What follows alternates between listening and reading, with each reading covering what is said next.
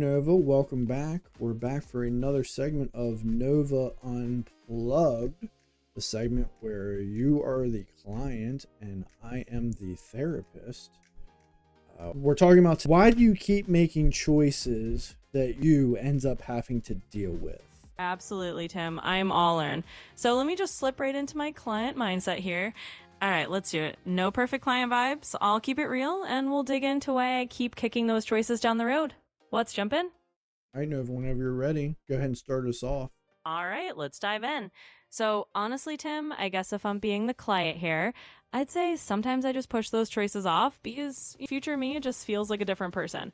I deal with it now when future me might magically have their life together, right?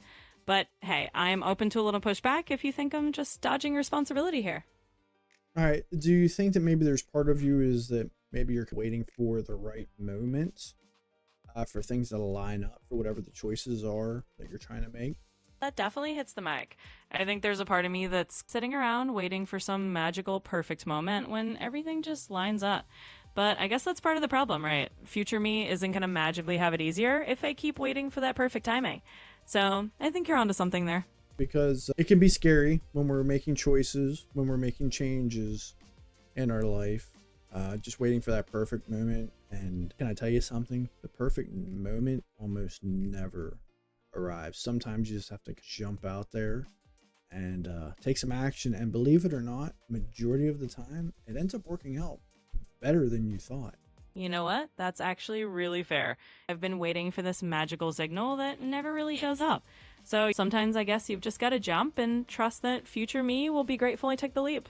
So thanks for that perspective. It's a little nudge I probably needed.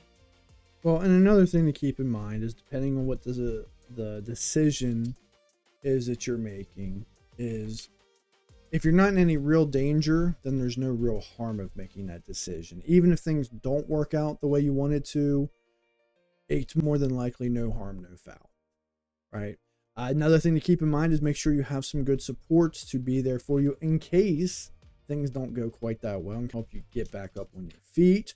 Or if things do go really well, you have someone to help validate you and help acknowledge the progress you've made. So keep that in mind as well.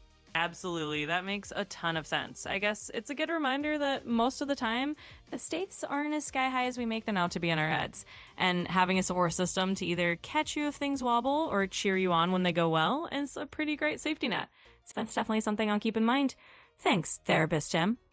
No problem, Nova. So much for being over accommodating and the perfect patient, but thank you very much.